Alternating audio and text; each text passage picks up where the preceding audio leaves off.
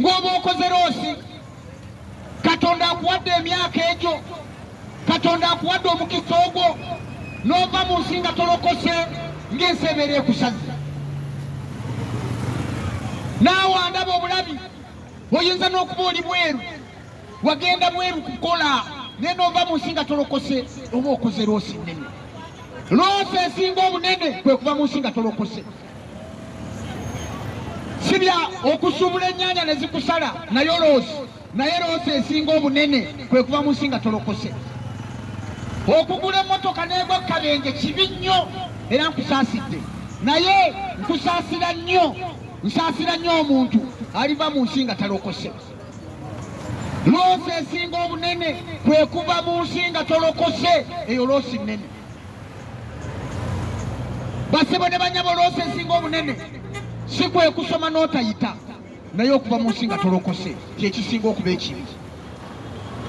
Ekisinga okuba ekibi mu bulamu kuva mu nsi nga tolokose, ekyo kyekisinga okuba ekibi ekinene, kubanga tolibaayo na mukisa mulala gwonna.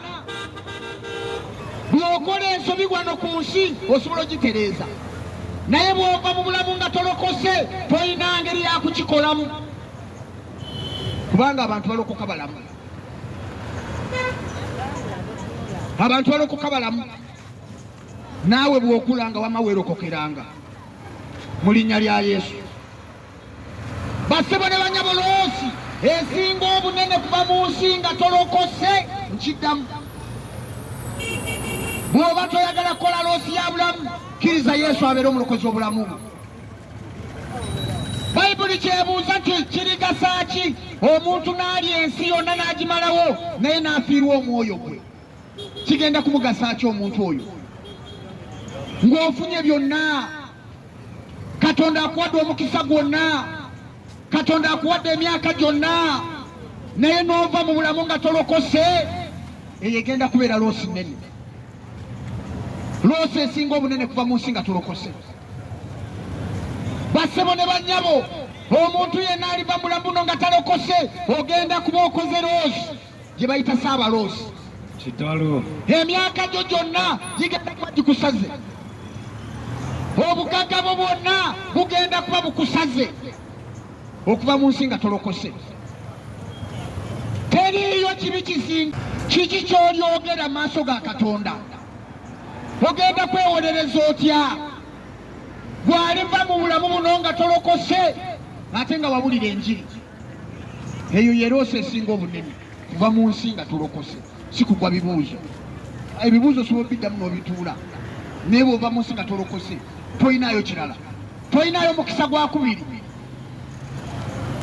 Faaza ne bw'aba yakuziise toyina mukisa gwa kubiri. Ne bwe balireeta paapa nga yakuziise naye nga ova mu nsi nga tolokose, eyo egenda kuba loosi. Loosi esinga obunene si kuzimba kizimbe ne kigwa, ekyo nakyo kibi, naye okuva mu bulamu nga tolokose, eyo ye loosi esinga obunene. Eyo ye loosi esinga obunene okuva mu nsi nga tokkiriza Yesu. Ogenda kugamba kyeggulu nga lyakutumira omubaka mulamba n'aleka emirimu n'ajja akubuulira enjiri, ogenda kugamba ki? Mwanyinaze okutunda emipiira ne batagigula si ye loosi esinga obunene. Esinga obunene kuva mu nsi nga tolokose, nga tolina kulokoka ng'oli mulamu. Ekyo kyekisinga. Abantu abamu balowooza nti okutunda ebintu byo ne bidiba ye loosi esinga obunene. Nedda, loosi esinga obunene kwe kuva mulamu nga tolokose. Leero osobola okudduka loosi eyo n'okkiriza Kristo. Njagala kuwa mukisa agamba nti njagala kulokoka. Bw'obanga gy'oli ng'ogamba njagala kulokoka, njagala kuwa mukisa leero.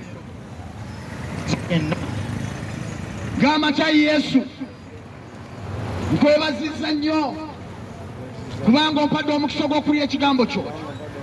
Olwaleero nga siwaliriziddwa, njatula n'akamwa kange, ndokose, sangula amannya gange mu kitabo eky'okufa, gawandiike mu kitabo eky'obulamu.